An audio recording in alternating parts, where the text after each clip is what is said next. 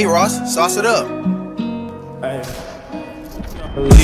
what's wrong guys, Dignal. In today's video, I'm going to be showing you how to make the effect you have just seen on screen. Now, before we get into the video, I'd just like to remind you guys to please do hit that like and that subscribe button if you end up enjoying the video, as well as leave a comment down below because it really does help me make more money.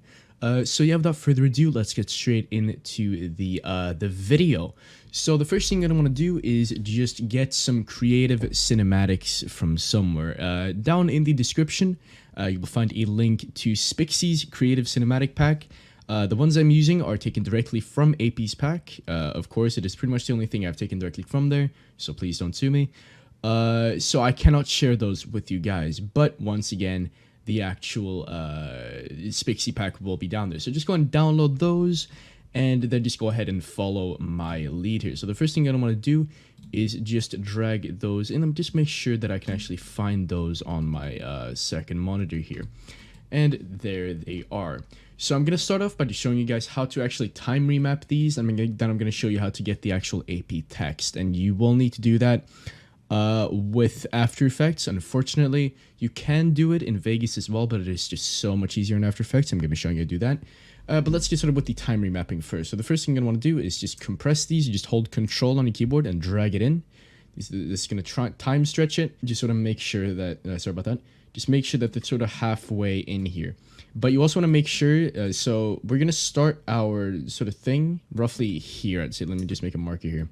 So we want these to like, we want these to be the same speed here.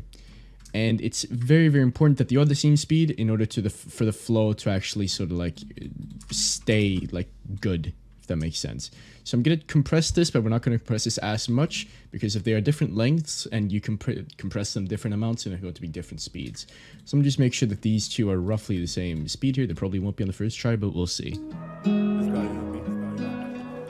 Okay, well that just didn't work. I'm going to need to fucking pre-render these. I didn't even know that's how it worked, but yeah, here we go.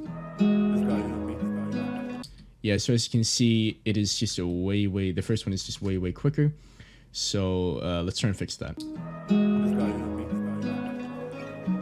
Okay, that was roughly the same length. I'm gonna be fine with that. So I'm just going to trim that, and now you have these two time stretched cinematics right here. So let's make sure that they end on the beat. Okay, they need to end there. So let's just go and drag those out like that. If that sort of happens, you want to just hold Control and time stretch it again. Just make sure that they're the same speed. Yeah, that's fine.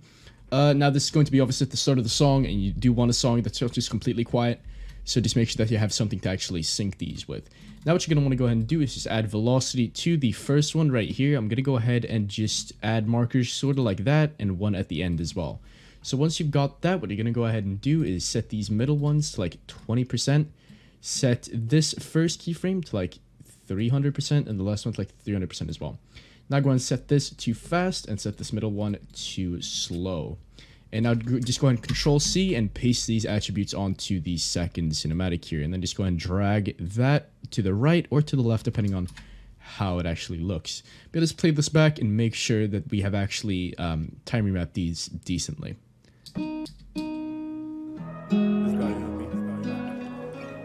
Okay, well that is not good at all. This is way too fast. I'm gonna drag this down quite a bit here. I'm not gonna select everything. I'm gonna drag this down to probably like 160 or something like that. We don't want it to be as jagged as the ones you saw there. So I'm just gonna go ahead and do this.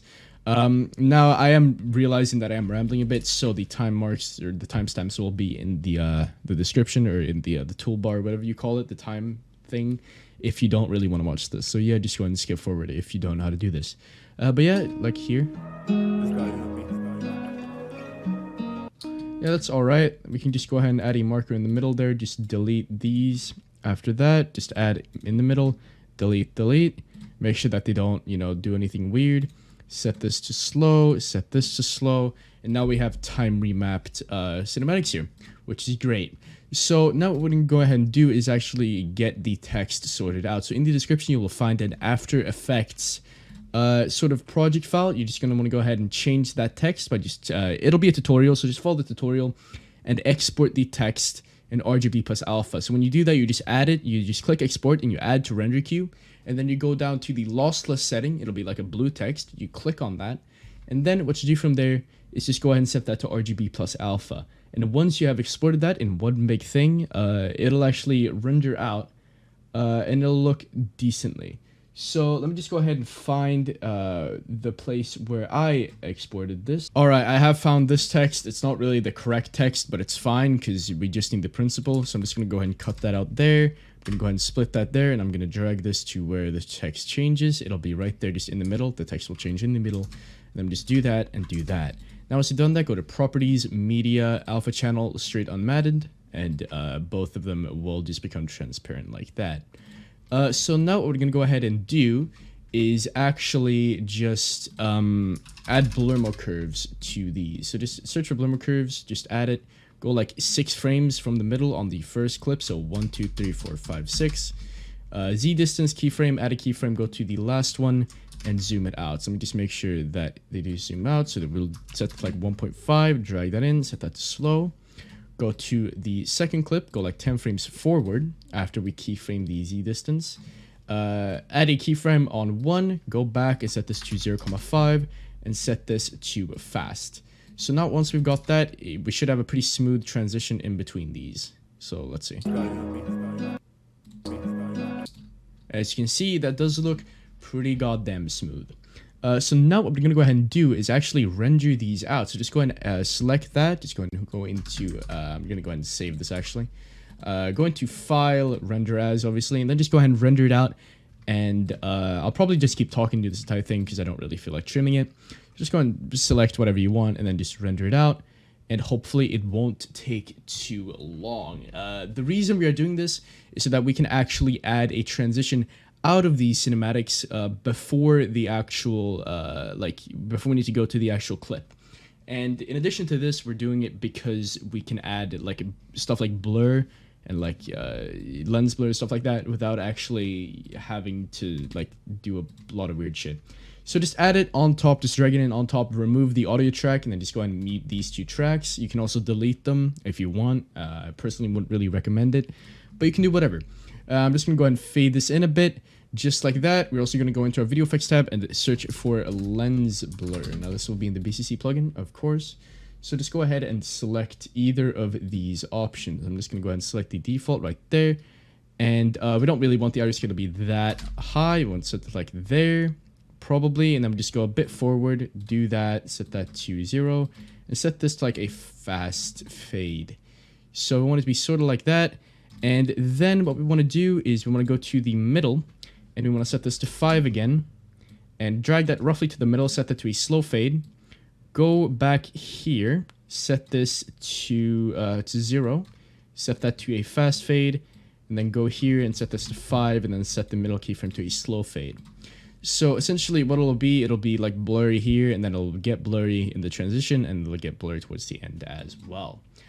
So now what we're going to go ahead and do is actually apply, we go 5 frames back here. So you go 1, 2, 3, 4, 5. Right there, go there. Go and split that, and then add your out transition. So for me, that is going to be this. However, you know, if you don't have an out transition, just make 5 keyframe blur curves just like we did here. So now we have this. What we're now going to want to do is just add our clip. So just go ahead and apply whatever clip you want to do here. I have a preset sort of clip with Twixtor and whatnot. Actually, I'm probably not going to use that. I'm just going to use something that I can find on my PC here. So I'm just go ahead and see if I can find something right here. So I'm just going to go ahead and make a whole new track for this. And please do keep in mind that we will want to slow-mo some stuff down. So if you just play it back, let's see, like, so we want to someone to start. Oh, Jesus. I'm just going to mute the audio track.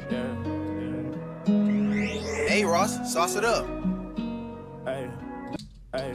We wanted to someone to start sort of there. So just marker there. Actually, I'm not going to marker there. There's already way too many markers. And then what you're going to do is just trim the clip down to go to sort of where you want the slow-mo to start. So for that, it'll be like right there for me. Want slow-mo to start. And from there, we just drag it out right there. And now what you're going to go ahead and do is go to here and then go like 3 seconds forward, maybe like a bit less, maybe sort of this distance. And then what you're going to want to go ahead and do is actually, I'm going to go ahead and trim this actually right there. What you're going to go ahead and do is split the clip right there.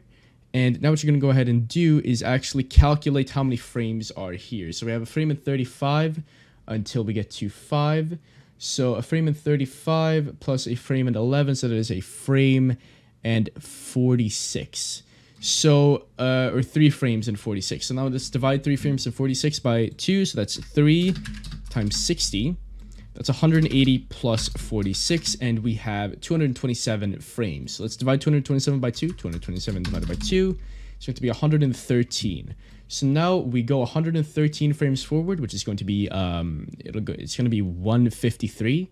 So we do 113 plus, you know what? Fuck this. All right. So now what you're going to want to go ahead and do is just go to roughly the middle, just split it there, drag this, delete the first part, drag this second part back, just like that. Go into your video effects tab. Search for Twixtor Pro, just apply your preset for that, set the speed percentage to 50, and then just drag this forward.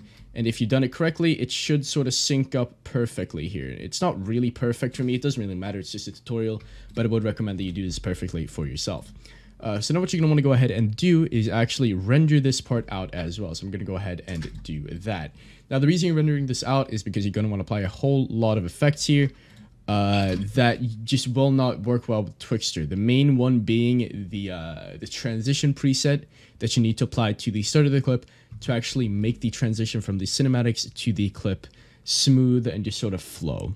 So yeah, I'll see you guys when this render is done. Alright, so the clip is finished rendering. Just go ahead and drag it back on top. Just go ahead and delete the audio track.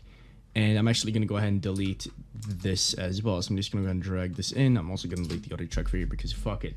Now just go to go like 5 frames in, 1 2 3 4 5. Just apply the actually, you know what, we're not going to do that. We're just going to go in video effects tab, search for blur mode curves, just apply that, go like 10 frames forward, right there. Set this first to 0.5 and set that keyframe to fast, and it should look sort of like that.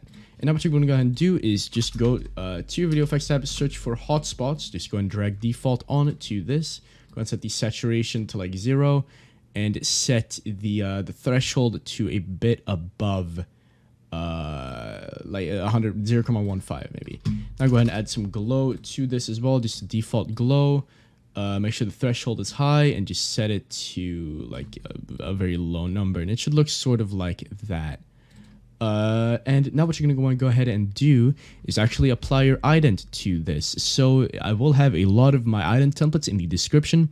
It's from, you know, they're all free, obviously. But I do have this one that I have ready to use. So what you're going to want to go ahead and do is just sync it so that you can see the first frame on here. Just go and cut the start. Just go and go into media and set that to unmounted, of course. And it should be sort of like that, but we do want the ident to sort of end right here. So we're going to hold control and just drag it out like that. And it should just go in like that. And we're going to want to fade this in by like 20 frames probably. Maybe even a bit more, like 25, 30. It really does depend on how you want it to look. But yeah, and then just go and fade the ident up a bit as well.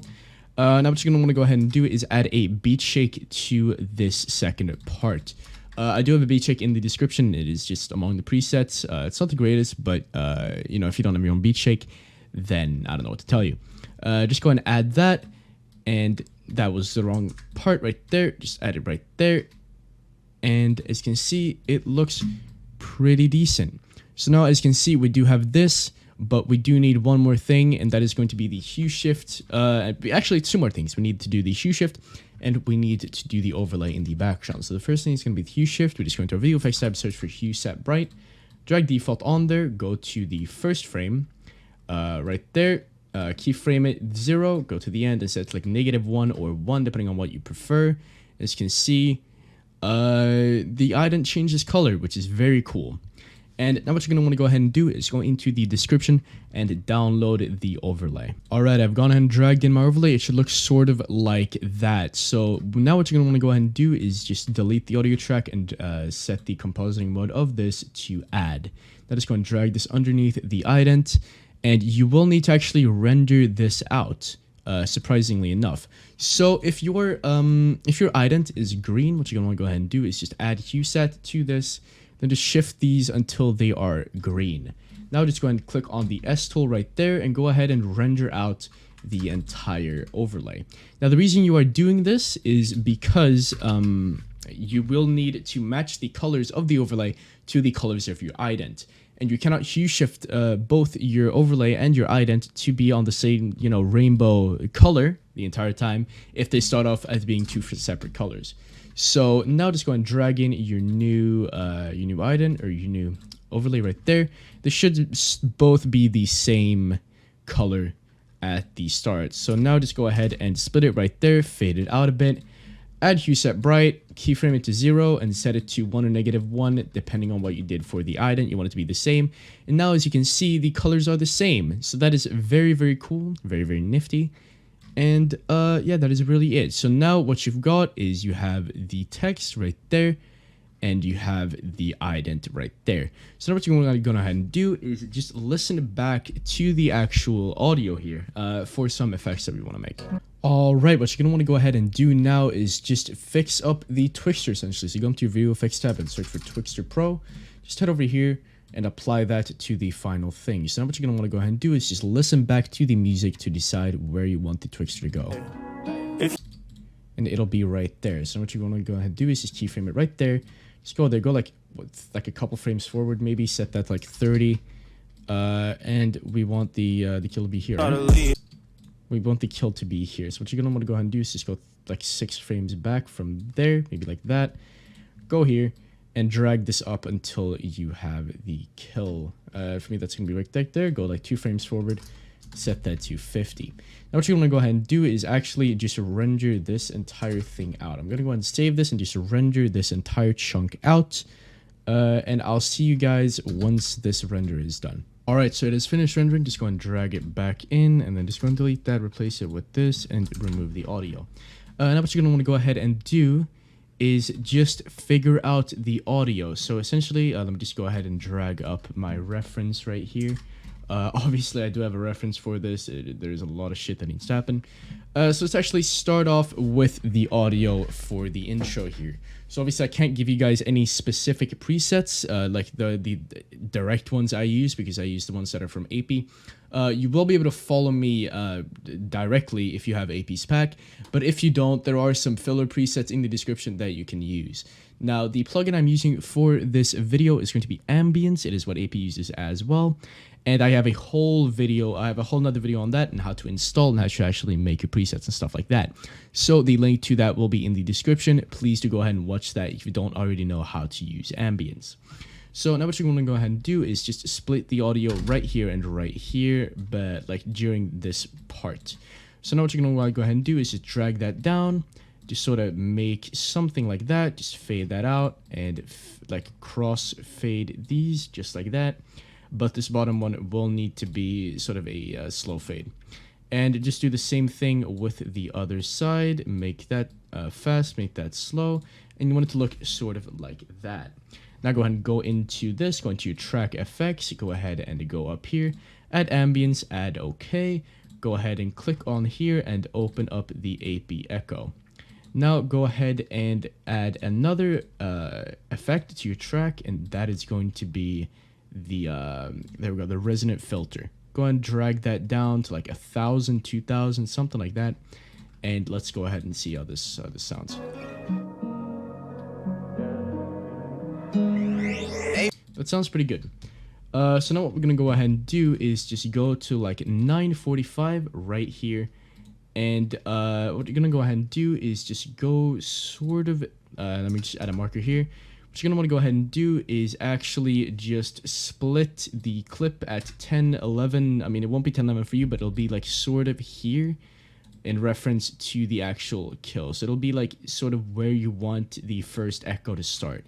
So there are obviously two distinct echoes and then it starts going up again. So split where you want the first echo to start. Now go ahead and just make this right there. Go ahead and hold control and drag that down to a whole new audio thing right there.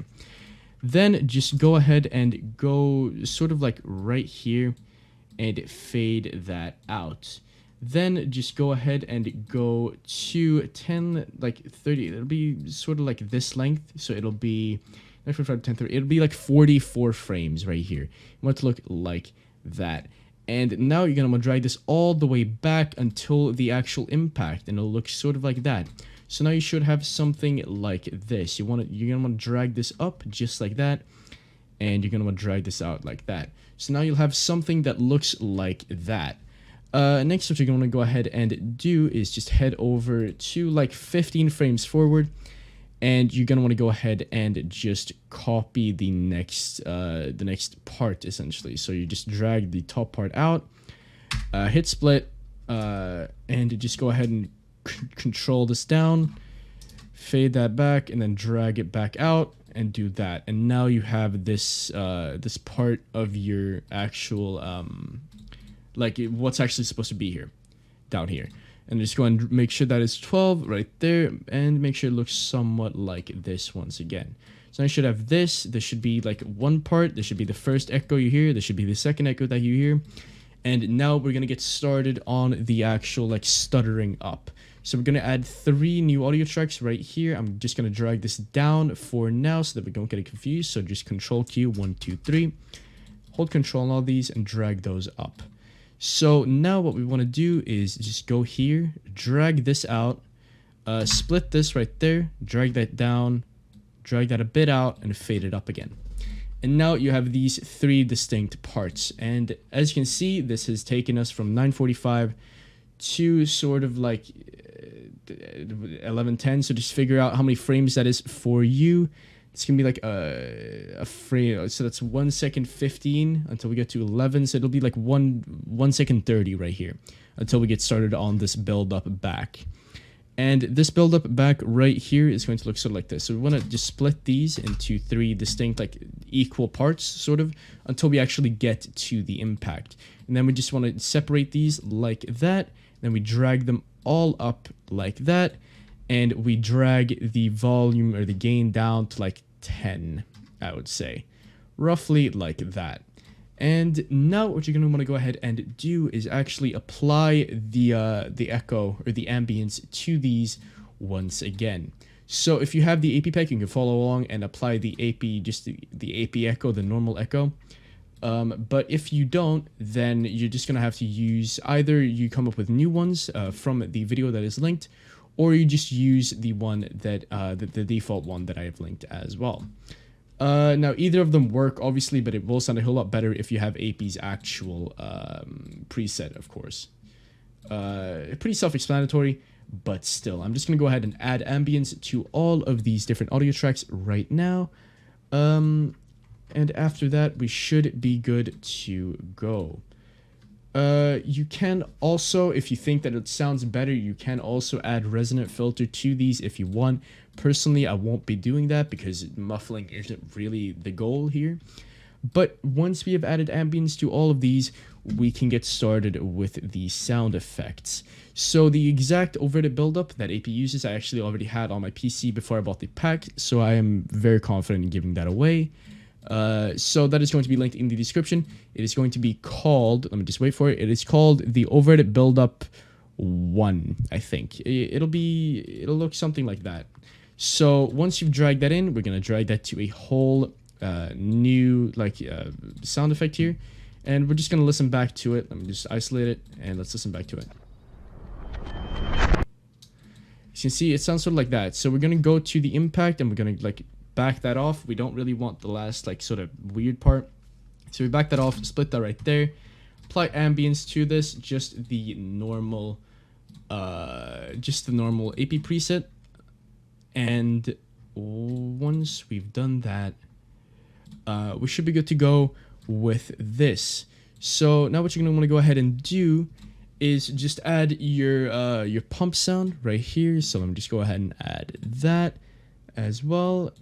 Probably just lower the volume by a bit. And now what you're going to want to go ahead and do is add your RGB impact. I'm going to go ahead and split this right there just to add your RGB impact. I'm just going to add my main impact right there. I'm going to my video effects tab and I'm going to search for BCC Ripple. And what you're going to want to go ahead and do right now is just copy my settings exactly. So my settings right now are this. You're going to want to keyframe your radius and your inside radius.